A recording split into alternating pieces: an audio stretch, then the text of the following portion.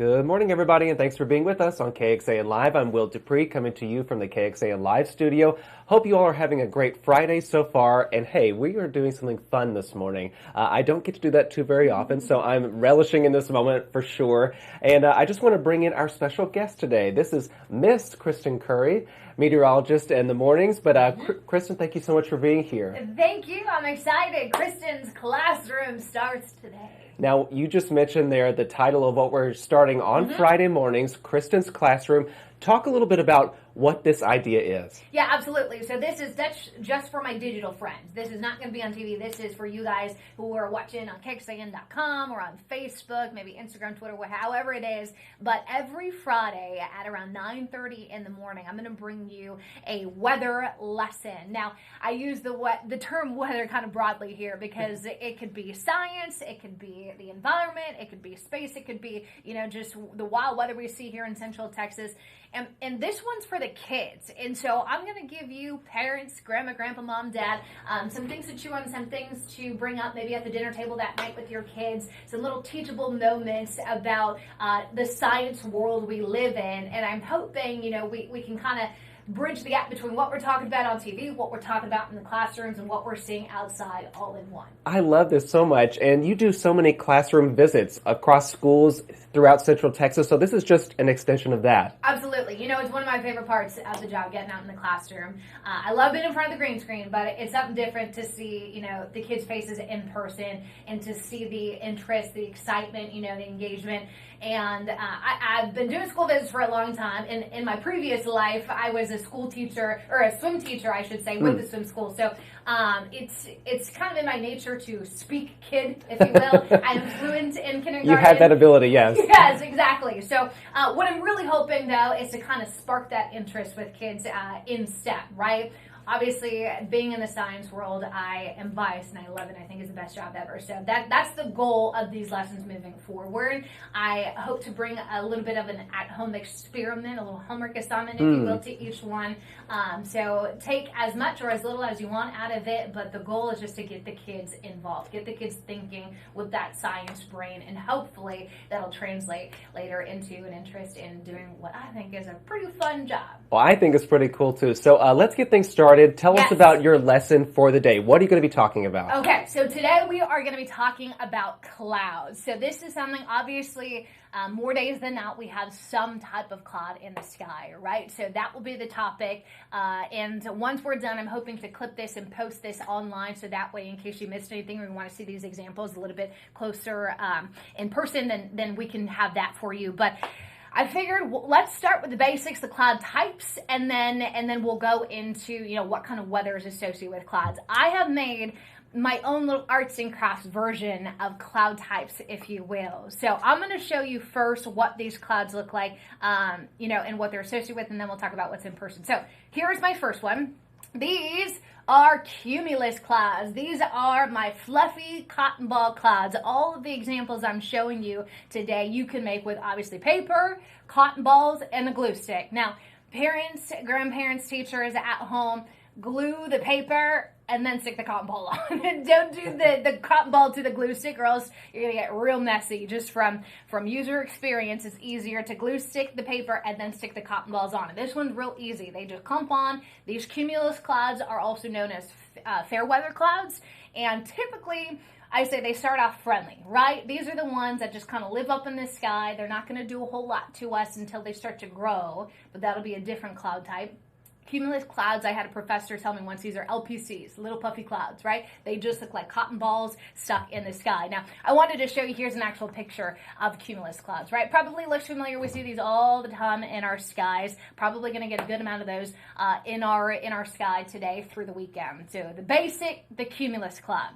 The next one would be my cirrus clouds. So these cirrus clouds, these are a little bit more wispy. So these look like feathers up in the sky. So these cirrus clouds, these are totally friendly. These are so high up in the sky, made of tiny little ice crystals. They're never going to bring rain. They're never going to bring snow. Not associated with precipitation. These cirrus clouds are totally friendly. So my cirrus clouds are my second group.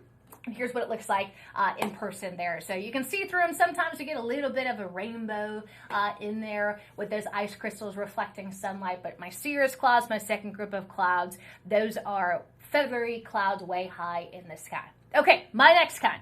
These are my stratus clouds. These are the ones that spread out horizontally, so they almost look like a blanket in the sky. Not often can we see, the big blue sky with the sunshine through them, but only sometimes. These stratus clouds, these are my blanket clouds, and sometimes they can bring some rain and some snow. But this is kind of what it looks like in person here, if you will. These are oftentimes overcast skies, gray skies, if you will. So there's different types of stratus clouds. Sometimes they can live in the mid-levels of our atmosphere, but this would be my third type of clouds. My stratus clouds, or my clouds that spread out in the horizontal, they spread out sideways instead of growing up.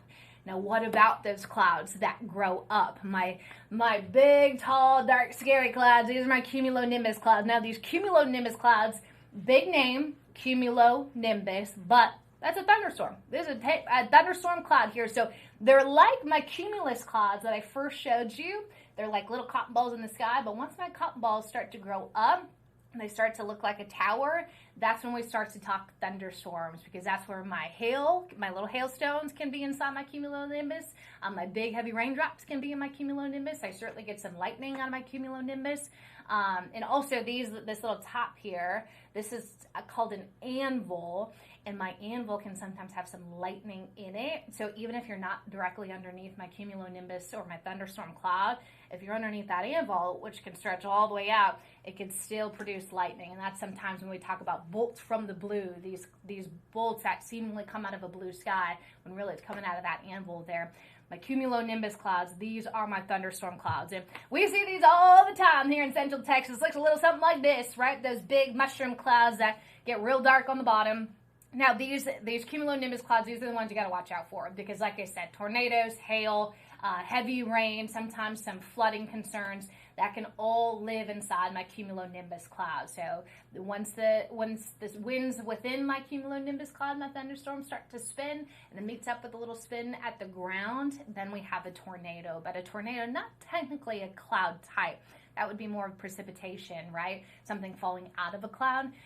But the cumulonimbus or the thunderstorm, those are the clouds we really got to watch out for. Something else that's kind of fun, my mammatus clouds. Now, the reason I bring this one up is because we had some incredible mammatus cloud shows over this past spring. I mean, y'all had sent in some photos, and they are so picturesque, and they're one of my favorite types of clouds. I put a little cow on here because mammatus comes from the Latin word mama, which can sometimes translate to udder. And these look like little udders in the sky. So if you look, and they're often associated with my cumulonimbus, my big old thunderstorm clouds. If you look up and you see little udder-like clouds, sometimes, my sister calls them angel tushes, because it looks like maybe a little tush up in the sky. Those are my mammatus clouds. Now, these can sometimes live underneath that anvil in my thunderstorm cloud, but these are often associated with really unstable air. And by that, I'm talking about air that wants to do bad things. So thunderstorms, hail, sometimes tornadic storms can all be associated with mammatus clouds. So we want to make sure if you see these, you got to turn on KXAM, because that means there's a thunderstorm nearby that we have to watch. Okay, so just a couple of extra clouds. I don't have any more pictures, but I made a few more examples in case we wanted to do some extra credit, if you will. My nimbostratus. So I told you my stratus clouds are my blanket clouds, right? They totally blanket the sky in a gray color. Well, if there's enough water within those clouds, we can sometimes get some precipitation, and that's where these ones come in, my nimbostratus. So if it's cold underneath my cloud, that's when we can get snowflakes. So cold in the cloud, cold underneath my cloud, snow is sometimes possible. If it's really warm underneath my cloud, then my snowflake will melt, and that's when I get raindrops. So both of these are possible out of nimbostratus clouds. Again, my clouds that grow sideways, they don't have a lot of height to them. They're pretty squished down, but these are the ones that we also can sometimes see with rain or with snow. And then just two more fun ones. Fog. We see fog a lot here in Central Texas. Sometimes when we're driving over maybe the lake, Lady Bird Lake and such, and all of our Highland lakes, you can sometimes see the fog, those clouds kind of hugging the ground. That's fog. So kind of like a stratus cloud where it almost looks like a blanket, but it's much, much closer to the ground. Sometimes it can cover up the top of really tall buildings. Sometimes it's down to the ground where we drive. If you look out your window and you see a cloud, that's fog at your home. So fog is something we see here a lot here in Central Texas. There are different types of fog, but I just say fog are clouds that like to hug the ground because they're really, really close to us. And then my last one is really fun. So sometimes we can see clouds built from the really hot in unstable air from volcanoes. So these have a very special name. These are my pyrocumulus clouds. Pyro, obviously, with the translation of fire. So volcanoes can sometimes create their own clouds, and there's so much instability that there can be lightning underneath my pyrocumulus clouds. So these are associated pretty much with volcanoes and or wildfires. Wildfires can too get so hot that it creates all this air lifting up because it's so hot, and that air can sometimes create their own clouds and sometimes be so unstable that there's lightning within those clouds. So pyrocumulus with volcanoes or with wildfires. So those are just some of the basic types of clouds that we see, and some fun ones there at the end. But again, all of those you can pretty much make at home with paper, with cotton balls. I just bought this at the drugstore this week, and I use a little glue stick, put them together. You don't need glitter glue. I had glitter glue because 15 years ago as a cheerleader, it just kind of stuck in the closet, and I'm like, hey, I've got that. So you can darken the bottoms with either glitter glue or a gray marker, or Sharpie works well. Sharpie, if you're, really bold parents, I know that that's a high risk with kids, but something just to darken the bottoms to show that rain or snow can come out of those. But those are all the different types that we see here in Central Texas. It's just kind of a fun little lesson on clouds, Will, that we see all the time in our skies and what weather we associate with them. It's amazing, and I think I even learned something. Good. Yeah, which is it's so good. So if anybody's watching at home, please share this. If you have kids in your life, if you have some nieces, nephews, if you have kids of your own, please let them watch this, and maybe they will want to pick up these crafts too and make some clouds on their own. That my goal is to, have a little lesson and maybe an at-home craft or experiment tied to it. So obviously with the cotton balls, the paper, the marker, you probably have that stuff at home already. So low cost, very inexpensive, a fun little teaching tool maybe on a day where it's too hot to go outside. This would be something to keep in mind. You see their DKR, getting excited for game day. And I figured, well, obviously bread and butter is weather. So let's finish with a 7-day if we can. Let's do that. Yeah. I figured, you know what? Let's get the kids ready for what's going on this weekend. It's probably been a long second week of school for both kids and teachers. So here's a look at that 7-day forecast. We've got temperatures in the low 100s moving forward.